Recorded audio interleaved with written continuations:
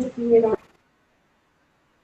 하나님, 저희가 이 자리에 모여서 인생에 대한 인식을 감사드립니다.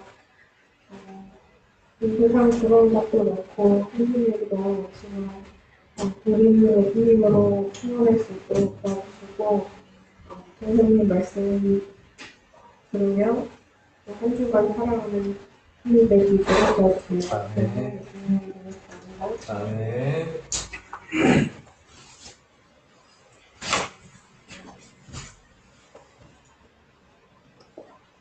돌아보고 기도처럼 계속 주십니다. 성경 공독하겠습니다. 요번 8장 1절부터 10절까지입니다.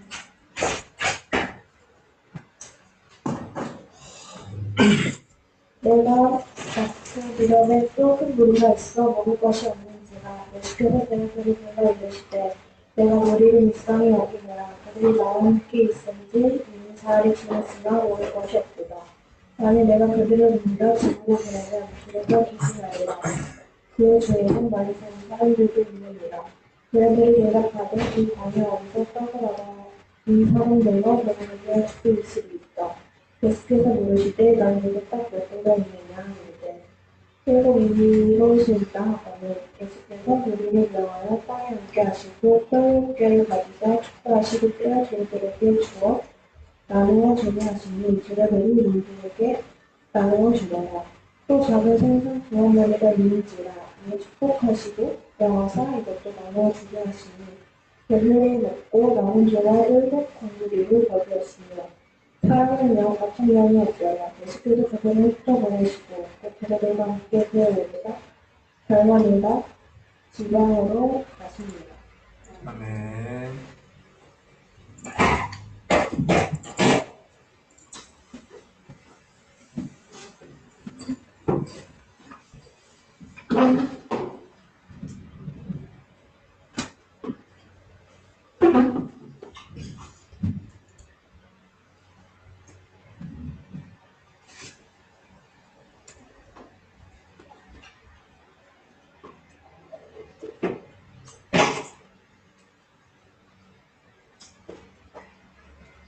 자, 우리 본문 한번 펴서 같이 볼까요? 우리 본문 1절 한번 봅시다. 1절을 보면은 그 무렵에 또 큰 무리가 있어 먹을 것이 없는지라 예수께서 제자들을 불러 이르시되 라고 했는데 이 무렵이 언제일까요? 이 무렵. 그 무렵. 우리 지난주에 무슨 사건 있었죠? 지난주 설교. 누가 고쳐졌어요? 김없고 말 더듬는 자가 고쳐진 사건 그 무렵에 이 일이 있었다라는 거예요. 자, 우리가 주목해야 되는 건 뭐냐면 지금 급식 기적이 2번 나왔어요. 급식 기적. 이 식사하는 기적이 일어난 사건이 2번 일어났는데 앞에 있었던 5,000명을 먹이신 사건과 지금 4,000명을 먹이신 사건은 다른 사건이에요. 별개의 사건이고 이미 5,000명을 먹인 사건이 있은 다음에 이 2번째 사건이 있었다는 거예요. 즉 오늘 본문의 제자들은 예수님이 5,000명을 먹이신 사건을 경험한 다음이라는 소리입니다. 그게 지금 제자들의 상태예요. 그런데도 마치 오늘 본문을 읽어보면 알겠지만 제자들은 이 급식 기적이 처음 일어나는 사람들처럼 행동을 한다는 거예요. 본문을 너무 빤히 쳐다볼 필요 없어요. 조선하게 보면 됩니다. 자, 그런데 이 모습은 마치 어떤 모습과 같냐면 이스라엘 사람들이 홍해바다를 건넜을 때는 어땠겠어요? 오, 놀랐겠죠? 놀랐을 거예요. 5,000명을 먹이실 때도 제자들 놀랐을 겁니다. 그런데 이 이스라엘 사람들이 홍해바다를 건넌 다음에 광야에서는 어떻게 했어요? 마치 홍해바다를 건넌 적이 없는 것처럼 하나님을 원망하기 시작했다는 거예요. 그와 같이 제자들도 5,000명이나 되는 사람들을 예수님이 먹이신 걸 봤지만 이 4,000명을 먹이실 때도 예수님이 그런 적이 없었던 거죠. 그 기적을 경험해보지 않았던 사람들처럼 똑같은 반응을 하고 있다는 거예요. 그래서 우리는 이것을 통해서 마가복음이 이 제자들의 망각한 상태를 계속 대조시켜서 보여주고 있어요.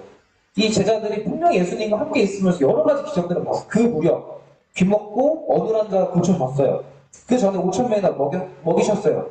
이것들을 다 했음에도 제자들은 여전히 이거 못해요. 이러고 있는 상황이라는 거예요. 자, 1절에 다시 보면 예수님께서는 분명 먹을 것이 없음을 보셨다는 거예요. 이 사람들을 보니까 4천 명이나 되는 사람들을 보니까 이 사람들이 먹을 것이 없어요. 그런데 예수님이 제일 먼저 하신 건 뭐냐면 먼저 제자들을 부르세요. 얘들아 일로 와봐라 부르신단 말이에요. 그리고 한번 2절을 봅시다. 2절 보세요. 본문 보세요. 자, 내가 우리를 불쌍히 여기노라. 그들이 나와 함께 있은지 이미 사흘이 지났으나 먹을 것이 없었다. 자, 5천 명을 먹이실 때는 예수님께서 그들을 보면서 뭐라고 하시냐면 이들이 목자 없는 양과 같구나. 이들이 주인 없이 헤매는 사람들과 같구나. 이렇게 얘기를 하시는데 지금은 조금 더 자세하게 들어가서 이렇게 말씀을 하세요. 뭐라고 얘기하세요? 어떻게 보셨다고요? 불쌍히 여기셨다고 말씀을 하십니다. 왜냐하면 그 무리가 예수님이랑 사흘이나 같이 있었기 때문이에요. 사흘이나 같이 있으면서 어디서? 광야에서 사흘이나 같이 있었기 때문에 이들한테 지금 먹을 것이 없구나라는 걸 예수님이 아셨다는 거예요. 자, 그리고 3절을 봅시다. 만일 내가 그들을 굶겨 집으로 보내면 길에서 기진하리라. 그 중에는 멀리서 온 사람들도 있느니라. 제자들에게 예수님이 원래 첫 번째 오병이어 때는 뭐라고 말씀하시냐면 너네 어떻게 할래? 라고 하니까 이 사람들이 이들 돌려보내세요 이렇게 얘기를 한단 말이에요. 그런데 이때는 예수님이 어떻게 말씀하시냐면 제자들이 그때 얘기했던 거랑 똑같이 얘기하세요. 이들을 지금 돌려보내면 가정법을 사용해서 이들을 돌려보내면 이들이 먹을 것이 없어서 기진할 것이다. 그러니까 마치 제자들이 할 말을 예수님이 먼저 하셨다라는 거예요. 이 말을 하시면서 내가 원하는 거는 이들을 내버려 두는 게 아니다. 이들을 알아서 먹을 걸 찾게 헤매게 하는 게 내가 원하는 것이 아니다. 내가 원하는 건 뭐냐라고 하시면서 이제 4절 한번 봅시다. 자, 4절을 보면 제자들이 대답하되 이 광야 어디서 떡을 얻어 이 사람들로 배부르게 할 수 있으리까? 이 본문을 보면 제자들의 대답을 통해서 광야에서는 진짜 아무것도 할 수 없다는 걸 인정할 수밖에 없어요. 광야를 딱 둘러보니까 뭐 돼지떼가 없어, 양떼가 없어, 뭐 아무것도 없는 거예요. 그러니까 이들을 먹일 수 있는 능력이 자기들한테 없다는 거예요.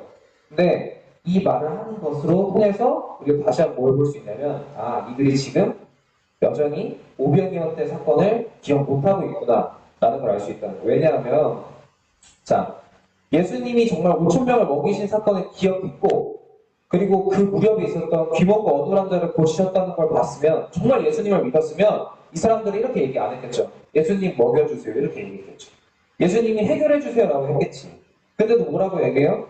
여기서 못해요 이렇게 얘기를 한다라는 거예요. 물론 유대인이었던 제자들의 입장에서는 여기가 이방 지역이었거든요. 이방 지역에 있었으니까 예수님이 이방 지역에서는 이런 일을 안 하실 거야 라는 생각을 했을 수도 있지만 중요한 건 예수님이 이거를 할 분이 아니라고 생각을 했다는 거예요. 제자들은 여전히. 자, 5절을 한번 봅시다. 5절을 보면 예수께서 물으시되 너희에게 떡 몇 개나 있느냐?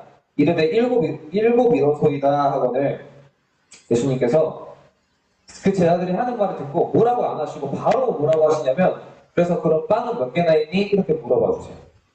그리고 나서 다시 한 번 더 이 제자들을 이 기적에 참여하게끔 만들어 주십니다. 6절 한번 볼게요. 예수께서 우리를 명하여 땅에 앉게 하시고 떡 7개를 가지사 축사하시고 떼어 제자들에게 주어 나누어 주게 하시니 제자들이 우리에게 나누어 주더라. 여러분 물론 밥 먹고 졸릴 시간인가 압니다. 자, 집중해서. 자, 여기서 동사가 몇 개 나와요? 6절에 동사가 몇 개 나옵니까?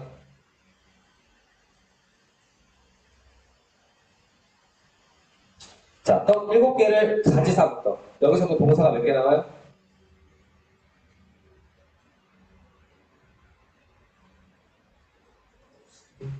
세 개? 자, 가지사 그리고 축사하시고 그리고 떼어 그리고 주어. 여기서 이 네 가지의 단계가 있는데 이 네 가지 단계가 또 언제 또 나오냐면 언제 나올까요? 우리 예수님의 마지막 만찬 때도 이와 똑같은 순서와 똑같은 동사가 나온다는 거예요. 우리가 성경을 읽을 때 이 성경 한 권 한 권이 하나의 드라마라는 거, 하나의 이야기라는 걸 기억하면서 읽어야 돼요. 그래서 예수님께서 왜 굳이 마가복음 8장에 이 사건을 통해서 왜 이 똑같은 표현을 쓰시면서 왜 이걸 보여주셨을까? 마지막 만찬 때 이것이 어떤 의미가 있는지를 다시 한번 보여주시는 거예요. 그래서 이 두 사건이 연결된다는 걸 보여주시면 돼요. 자, 4,000명을 먹이신 이 사건 뭐예요? 예수님이 이 사람들을 먹이신 거예요. 마찬가지로 마지막 만찬 때도 예수님께서 너희들을 먹이실 것이다 라는 것을 보여준다라는 거예요. 그리고 우리 8절을 넘어가면 8절을 보면 배불리 먹고 남은 조각 7광주리를 거두었으며 자, 우리 오병이어 때는 몇 광주리가 남았죠? 12광주리. 12광주리는 무슨 의미가 있을까요? 제자 12명?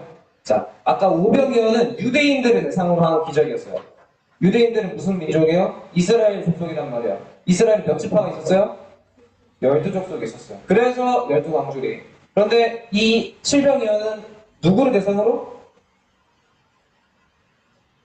여기 지금 이방 땅이에요. 이방 땅. 이방인들을 대상으로 지금 이 기적이 일어났다는 거예요. 자, 우리 천지창조가 뭐 이렇게까지 볼 필요 없어요. 그런데 중요한 건, 자, 유대 문화에서 이 7이라는 숫자는 완전한 숫자예요. 그러니까 예수님께서 이 기적과 이 먹이심은 유대인들한테만 국한되지 않고 누구한테까지 모든 족속에까지 하나님께서 먹이실 것이고 채우실 것이라는 사건을 보여주시면서 예수님의 사역이 점점 확장되어져 가는 걸 보여주고 있습니다. 자, 그리고 여러분 우리 지난주에 세가족관 1장이 안 끝났어요. 우리 1장이 안 끝났는데 자, 우리 1장을 다시 한번 생각을 해보면 사랑에 대해서 얘기를 했단 말이에요. 근데 지금 예수님께서 이 사람들을 보시면서 뭐라고 얘기했죠? 아까? 뭐하게 여기셨다고요? 불쌍을 좀 다르게 하면?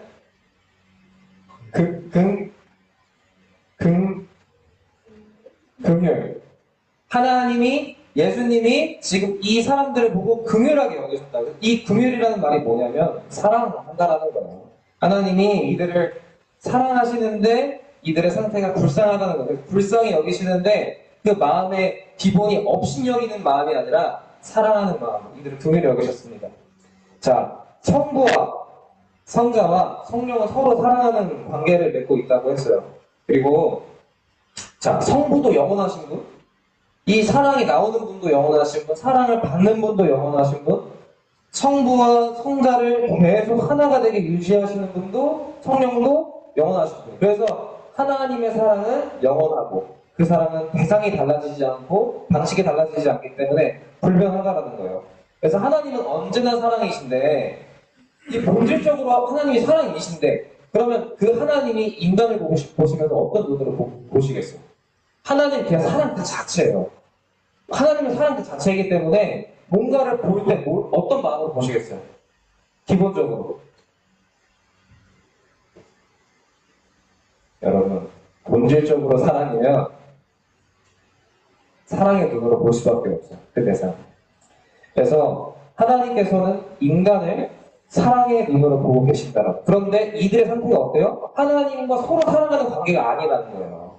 그러니까 하나님의 기본적인 원한은 뭐냐면 서로 사랑하는 관계가 된다는 거예요. 근데 인간이 어떤 상태예요? 하나님을 사랑하지 않는 상태예요. 그러니까 어떻게 돼요? 이들과의 이 사랑하지 못하는 관계를 불쌍히 여기셨다가 그래서 다시 사랑하는 관계로 맺어주시기 위해서 이들을 사랑으로 채워주시려고 한다는 겁니다. 자, 우리가 먼저 주목해야 하는 것은 4,000명을 먹이실 때 제자들의 모습이 어떠했는지를 다시 한번 보세요. 4,000명을 먹이실 때 제자들의 반응이 어떠했느냐. 분명 예수님이 5,000명을 먹이신 걸 경험했다. 근데도 그들은 마치 그걸 경험하지 않은 사람들처럼 행동했다. 이게 제자들의 모습이에요.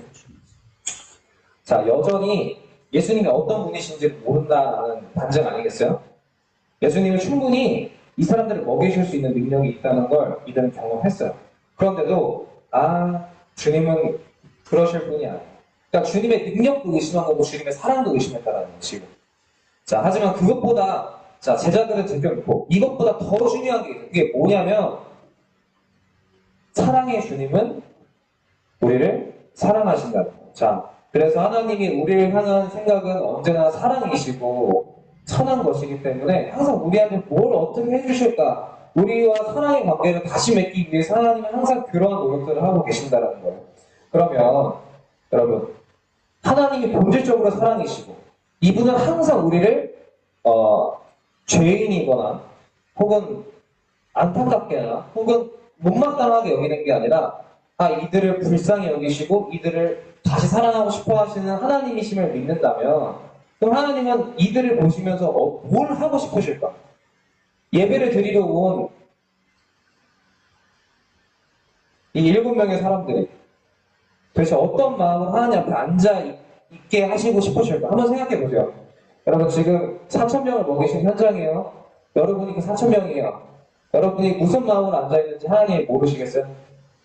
아니 아신다고요. 여러분이 어떤 마음으로 이 자리에 앉아가지고 예수님을 쳐다보고 있는지 하나님은 아신단 말이에요. 그런데 여러분의 생각과 하나님의 지금 생각이 달라요. 어떻게 달라요? 우리는 그냥 앉아있는 사람도 있어요. 억지로 앉아있는 사람도 있어요. 그리고 내가 예배드리는 하나님이 어떤 분인지 의심하면서 앉아있는 사람도 있어요. 그런데 하나님은 어떤 분이세요? 너네가 나를 어떻게 보든지 간에 여전히 너를 사랑하는 그 마음으로 보고 계신다는 거예요. 자, 여러분, 예수님이 지금도 나를 사랑하시는 상태다.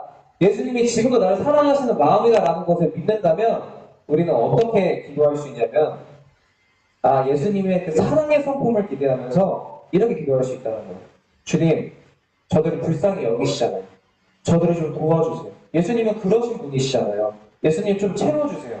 제자들처럼 못해요. 이게 아니라 예수님 채워주세요. 예수님 먹여주세요. 예수님 도와주세요. 라는 기도가 나올 수 있다는 거예요. 왜? 예수님을 믿으니까. 왜 믿어요? 어떻게? 예수님의 사랑이심을 믿으니까 예수님의 성품에 맞게 도와달라고 기도를 한다는 거예요. 자, 그럼 여러분 앞으로 예배를 드릴 때, 묵상을 할 때, 생활습관을 읽을 때, 기도를 할 때 한번 생각을 하면서 해보세요. 예수님은 지금 나를 어떤 마음으로 보고 계실까? 예수님은 지금 내가 이걸 왜 보게끔 하셨을까? 예수님한테 그 마음을 가지고 한번 두드려 보라는 거예요. 주님은 아까 얘기했죠? 제자들에게 했던 말처럼 알아서 하기를 원하시는 분이 아니에요. 야, 너 이제 이 정도 됐으면 너네가 알아서 해야 되는 거 아니야? 좀 도시락 좀 미리 준비해야 되는 거 아니야? 제자들아, 이런 것도 좀 준비해야 되는 거 아니야? 이렇게 말씀하시는 분이 아니시라고요. 주님께서 채워주실 거예요 라고 믿으면서 나아가기를 주님 원하신다는 거예요. 그러니 여러분, 혹시라도 지금 믿음이 없으면, 예수님이 채워주실 것이라는 믿음이 없으면 여러분 기도하세요. 예수님, 내 마음을 채워주세요. 내게 좀 믿음 좀 주세요. 내게 예수님을 사랑하는 마음 좀 주세요 라고 기도를 하라는 거예요. 예수님의 소원과 나의 소원이 어떻게 일치할 수가 있겠어요? 우리 여기 앉아서 좀만 배고프면 주세요 이런단 말이에요. 좀 더우면 에어컨 좀 틀어주세요 이렇게 얘기하고, 오늘 점심 식사가 뭔지 맛있는 거 달라고 얘기하고, 오늘 2부 순서가 뭔지 좀 재밌는 거 좀 했으면 좋겠고, 이런 마음과 예수님이 우리를 부르실 때 마음이 어떻게 같아질 수가 있겠어요? 자, 여러분 기억하세요. 예수님은 항상 우리를 향한 마음이 사랑이라는 거. 하트 시그널이 다시 새롭게 시작했죠. 근데 여러분 한번 생각을 해봐요. 내가 누군가한테 마음이 있어. 근데 그 사람의 마음도 나를 좋아하는 걸 확신을 했어. 근데 그러면 여러분 그 사람한테 올인할 수 있어요? 예를 들어서 상욱이가 너무 좋아. 좀 그런가? 상욱이가 너무 좋아. 그래서 상욱이한테 마음이 있는데 상욱이가 나를 어떻게 생각하는지 내가 몰라. 근데 이 문자 메시지를 확인해 보니까 상욱이가 날 좋아하는 걸 이제 알았어. 근데 그렇다고 내가 상욱이한테 올인할 수 있어요? 왜 못해? 변할 수도 있으니까. 일단 첫 번째는 우리가 상대방의 마음을 몰라서 주저한다는 거예요. 첫 번째는. 근데 두 번째는 그 사람의 사랑을 알아도 내가 그 사람을 올인할 수가 없어. 왜? 후회할 수도 있거든. 내 선택을 후회할 수도 있거든. 왜냐하면 저 사람이 변할 수도 있고 내가 저 사람을 사랑하는 마음이 바뀔 수도 있으니까 이 사람은 직신을 못한다는 거예요. 그런데 예수님의 사랑은 어떻게 해요? 예수님의 사랑은 영원하대요. 영원하고 예수님의 사랑만이 우리를 만족시킬 수 있다는 걸 배우고 믿고 안다면 어떻게 하겠습니까? 더 이상 예수님과의 그 사랑을 재면서 가만히 있지 않겠죠. 이 제자들 그리고 이스라엘 사람들은 어땠어요? 예수님을 알았어요. 예수님을 알고 예수님이 어떤 분인지를 봤지만 어떻게 합니까? 이게 또 사라질 수 있고 변할 수 있고 내 마음이 달라질 수 있기 때문에 그렇게 생각하는 존재들이기 때문에 어떻게 해요? 마치 경험했지만 경험하지 않은 사람들처럼 행동한다. 내가 은혜를 받았지만 은혜를 받지 않은 사람들처럼 불평을 한다는 거예요. 그래서 여러분, 우리가 예수님이 어떤 분인지를 모르면요, 예수님 사랑한다는 말을 고백할 수가 없어요. 예수님을 사랑한다고 말해도 그 다음 주에 와서 저 예수님 안 사랑해요.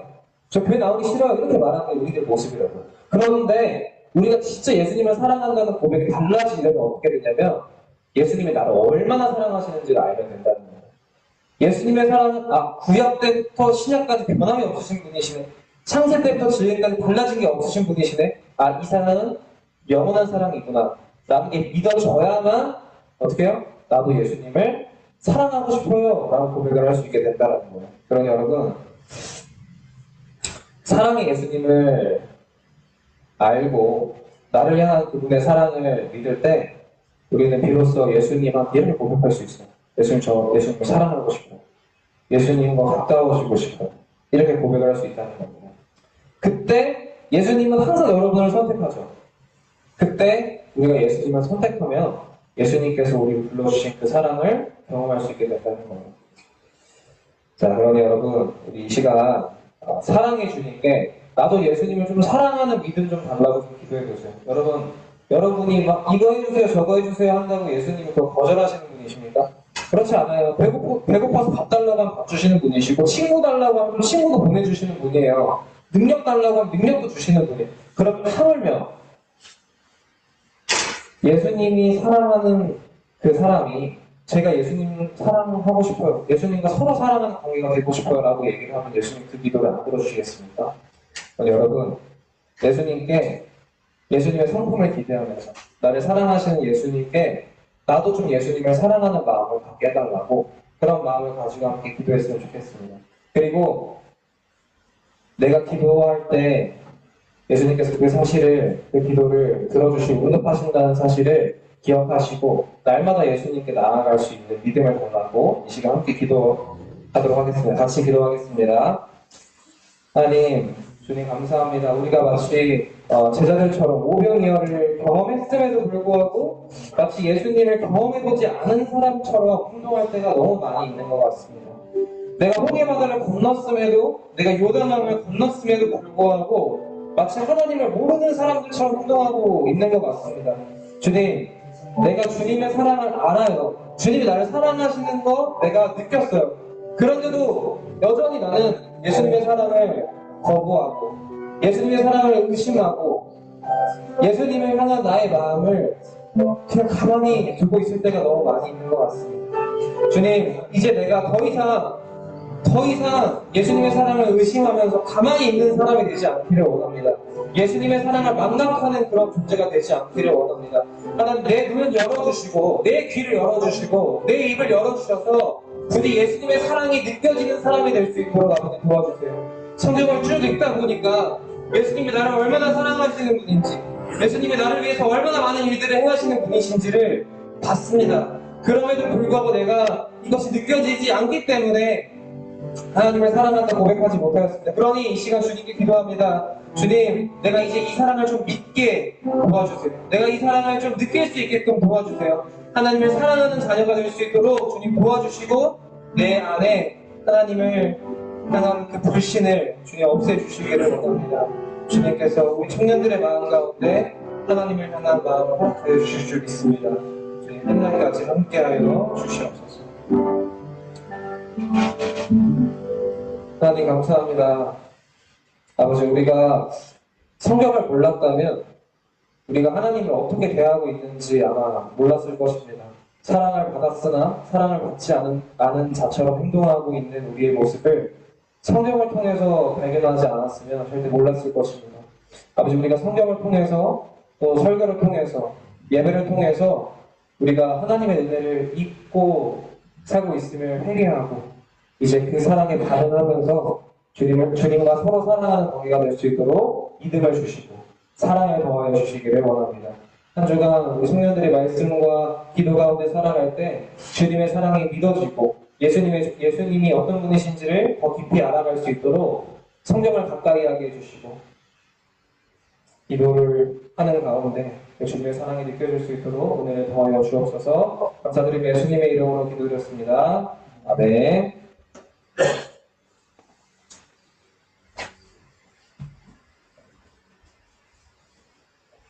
들고 주문을 하시겠습니다.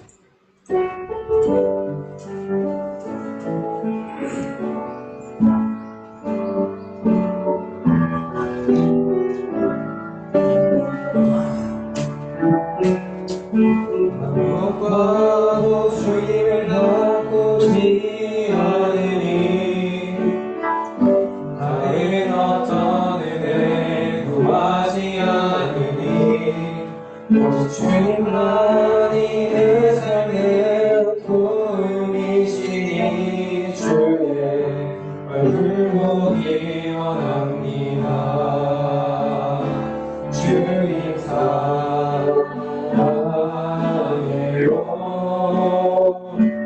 몸과 정성 다해 하나님의 지시라 친구 되기 원합니다. 기도 직장에서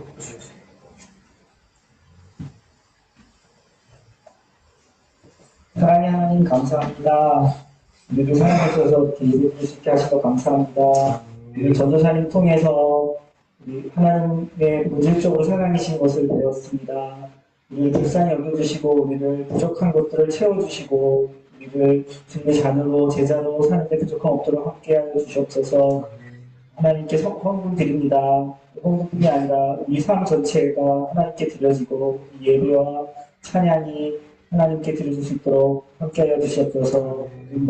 또 이번 주 주님께서 우리를 지켜주실 줄 믿사옵고 예수님의 이름으로 기도했습니다. 아멘. 주기도문으로 마치도록 하겠습니다. 하늘에 계신 우리 아버지여, 이름이 거룩히 여김을 받으시오며 나라의 마옵시며 뜻이 하늘에서 이루어지는 것 같이 땅에서도 이루어지이다. 오늘날 우리에게 일용할 양식을 주옵시고 우리가 우리에게 죄 지은 자를 사하여 준 것 같이 우리의 죄를 사하여 주옵시고 우리를 시험에 들게 하지 마옵시고 다만 악에서 구하옵소서. 그 나라와 권세와 영광이 아버지께 영원히 있사옵나이다. 아멘.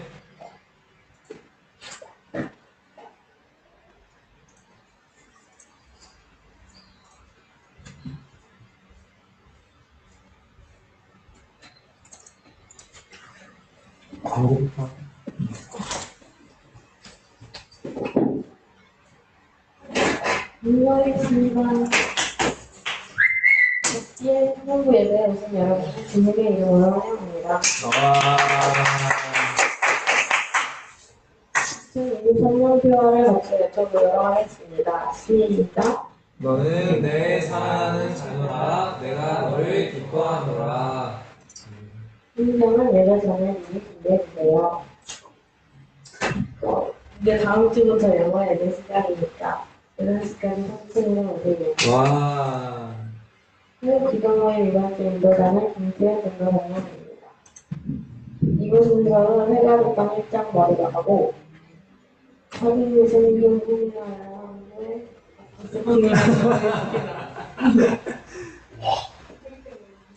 네, 할 때 많죠. 자, 우리 사진 찍도록 하겠습니다. 우리 여기서 한번 찍어. 여기요? 별래? 이 화면으로. 여기서 이렇게. 하나, 둘, 셋. 한 번 더. 하나, 둘, 셋. 잠깐만, 잘 됐는지 한번 확인해 볼게요.